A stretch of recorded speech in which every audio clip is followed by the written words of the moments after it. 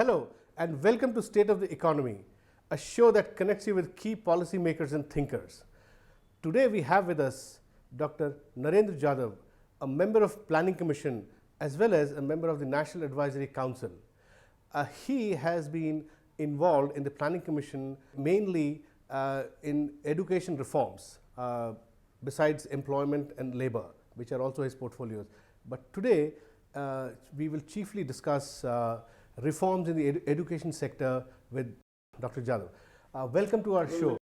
Will India achieve the much touted demographic dividend that we all talk about? First of all, let me clarify that, where we stand now in terms of our country, we are enjoying demographic dividend, as you have rightly said. The average age of India today is only 24, and the average age by the year 2020 would be only 29 years, at which point the average median age for United States would be 37, for China it would be 38, for Western Europe it would be 42, and for Japan it would be 48. So we have a tremendous advantage in terms of having a large and growing young population. This is what we call demographic dividend. Which will be both consumer as well as producer. Correct. It is recognized at the highest policy making level in our country that this is an opportunity which comes once in a lifetime of a nation. And we must harness that. And if we do not harness that, if we fail to harness this demographic dividend can turn into a demographic nightmare. So that means what you're saying that we have a 10-year window, 15-year window? We have a 15-year window in which we are going to continue to have this demographic dividend, but this is a window of opportunity and we must harness it, failing which I think the future generations will never forgive us. And this is recognized at the highest level, and that is why it is clearly understood in the planning process where we are. As you are aware, we are just finishing the 11th five-year plan and we are currently working on the 12th five-year plan. It is recognized that unless we put our house in order as far as the education and skill development sector is concerned, there is just no way we can harness this demographic dividend, nor is it going to be possible for us to sustain the high economic growth that we have achieved in the last few years. Dr. Jadhav, in this context, can you just give us an idea of what sort of scaling up of supply in the education sector would be required to meet this demographic dividend? In this context, just one data point which is really disappointing is that gross enrollment ratio in India is just 20%, which is half of the world average, as you just told me before we started the interview, and probably just 2/3 of the developing country average. Let me say this, in terms of the absolute size, India has now become the second largest education sector in the world in terms of higher education. The total population, total number of students that we have is about little more than 20 million. And if you take the open and distance education, then add 4 more million, so we have little more than 24 million. It's hard to believe, but the total number of students that we have enrolled is slightly higher than that of United States, but much less than what is there in China.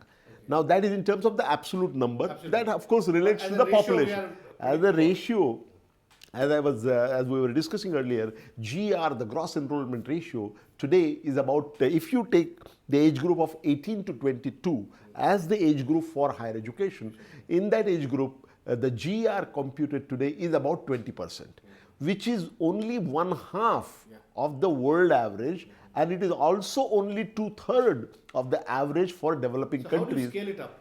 We need to increase the GR, and that's why major expansion is required. We have started major expansion in the 11th plan, and the same process is going to continue in the 12th five-year plan. So you need more universities, more colleges, partly, more teachers? That is absolutely necessary, but that's not sufficient.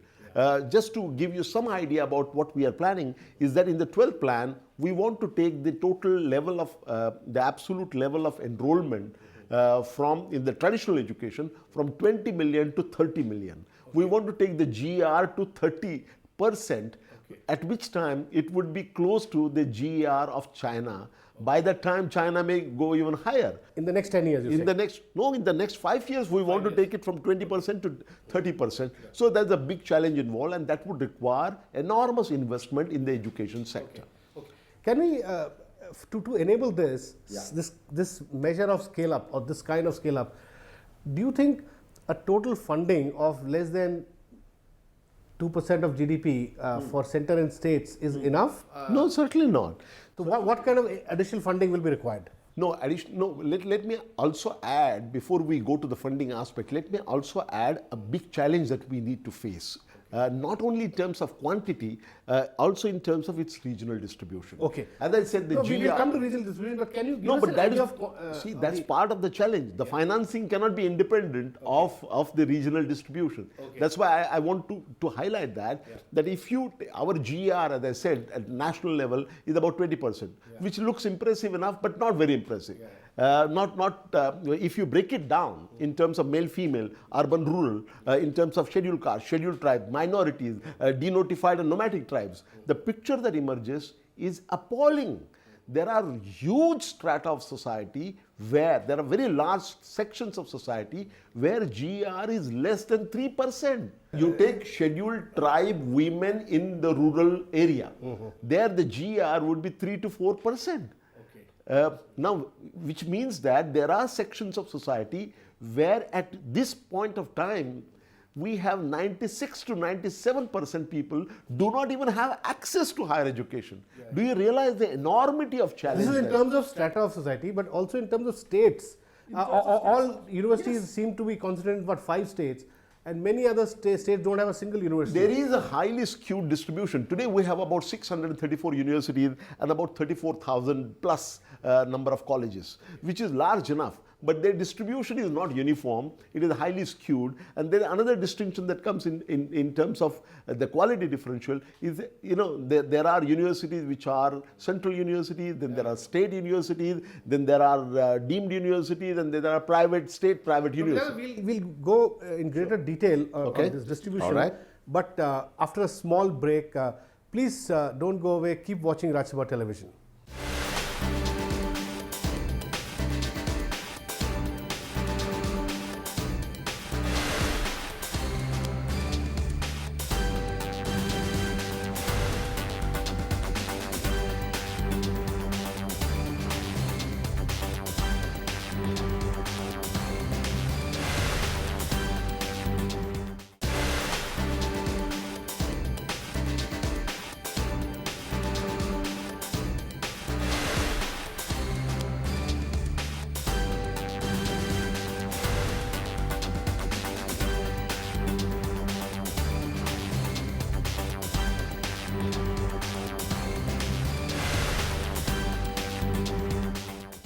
Welcome back to State of the Economy. We are having a conversation with Dr. Narendra Jadhav, Member of Planning Commission and Member of the National Advisory Council. Dr. Jadhav, we were discussing the skewed distribution of education in the country. We were also discussing the need to scale up education in a big way. For that, financing is a key aspect. Absolutely. Now, please give us an idea of what kind of additional financing would be required in terms of ratio of GDP in the next 5 to 10 years when India would like to enhance or increase its enrollment ratio to 30% as you said. Well, we are in the process of calculating that, but let me give you a perspective on that. Long ago, I think way back in 1966, there was a very important commission appointed, Kothari Commission. Kothari Commission had suggested that we should be spending on entire education, primary, secondary, higher and technical, everything together, 6% of GDP. You'll be surprised that we have been stuck at 3.5%. We started, in spite of all the lofty talk, quite frankly, until the 11th five-year plan, we have simply not been spending enough on education sector.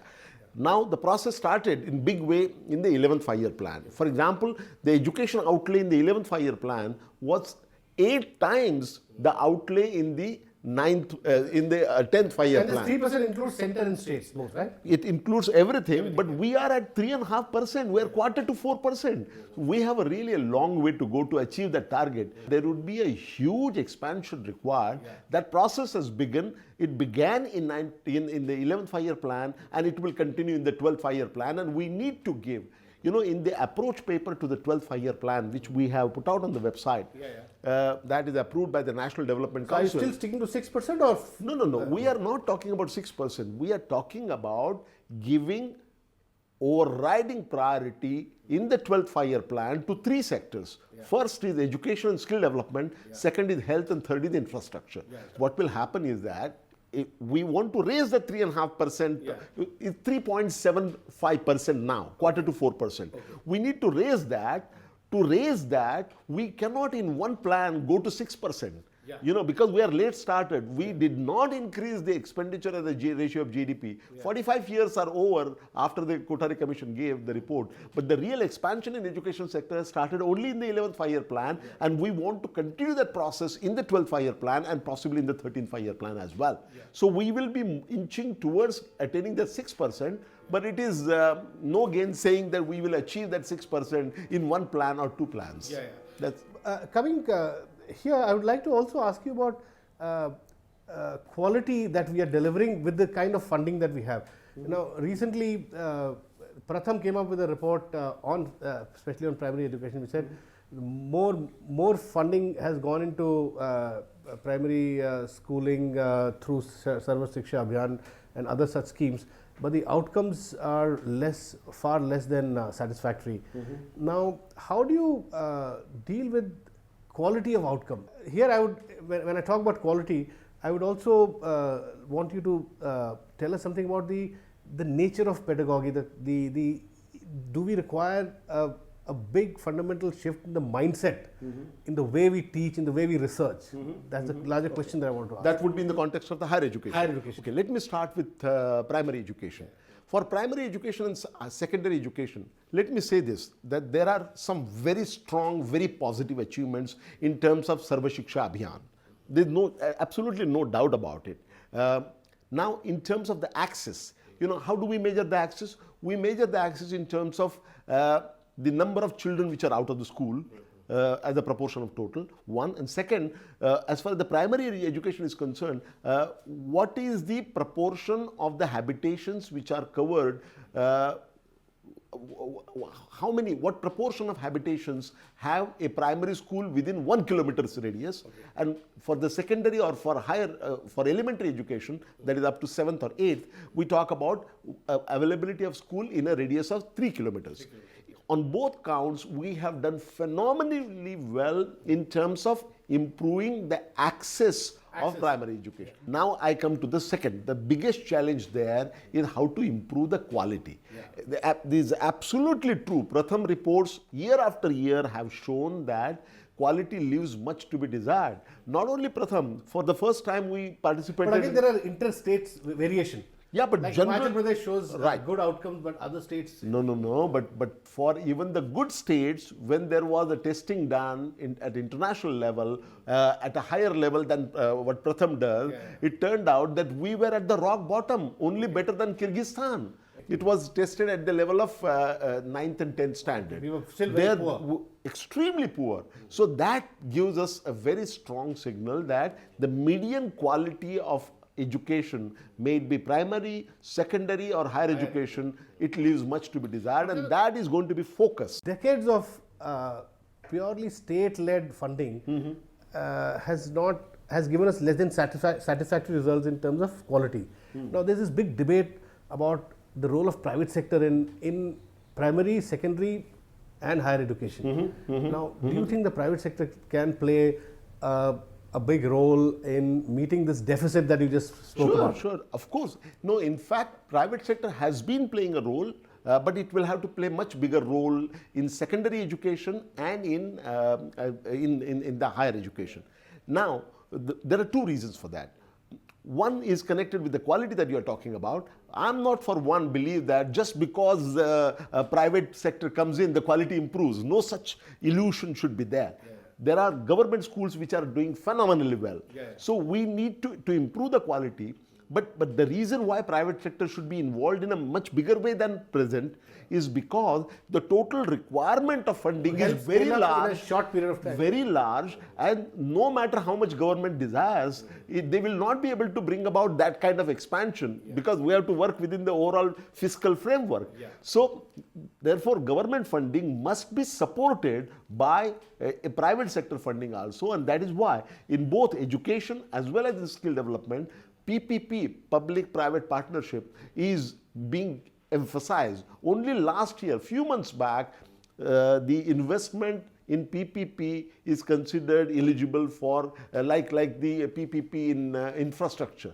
So investment in social sectors like education is now eligible for like the other investment, private investment in the sector, in the infrastructure sector. So we are moving in that direction, but not only because of quality reasons, it's also because of the paucity of funds, and we need to do so much that no government, in spite of whatever, with the best of, most noblest of their intentions, they will require to take the private sector funding to give the push that is required. Since you concede that to meet the deficit, the gap in supply, scaling up of supply, private sector has to play a role, supplement the state. Do you think the framework for the private sector can be changed in order to let them operate as commercial entities, or should they continue to operate in the present framework of societies or Section 25? No, I'll come to that. That's a political question, really. I'll come to that. Even in the public spending, there are very serious problems that I want you to please understand. That is that you can divide our universities into 4 different categories. And there is a sort of caste system in our education system. There is a class system. There is no caste system. Caste system, I'm assuming that class and caste are overlapping. Not here, not here. See, there are central universities which are very small in number. That is the first category. They have no fiscal constraint in the sense that they get more money than they can absorb. Like the Jawaharlal University. Take all the central universities. Then there is a second rung of universities which are state universities.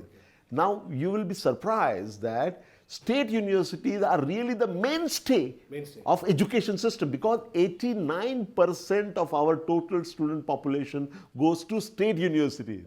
89%, and they are the ones who are perpetually starved of funding. Dr. Jadhav, we'll discuss this in more detail, but after a break, please don't go away and keep watching Rajya Sabha television.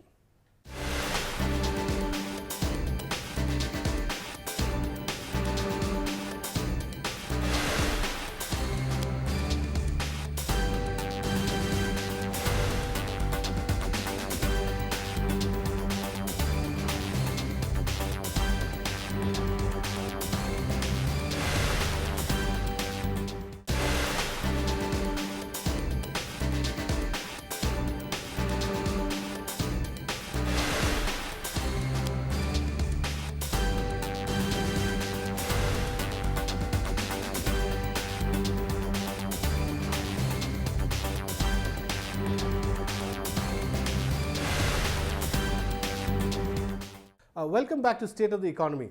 We are having a conversation with Dr. Narendra Jadhav on our education system and education reforms. Dr. Jadhav, you were making this very fine point that it is the state universities which are delivering the bulk of the supply. Right. And they are perpetually starved of funding. They're disproportionately starved of funds. Right.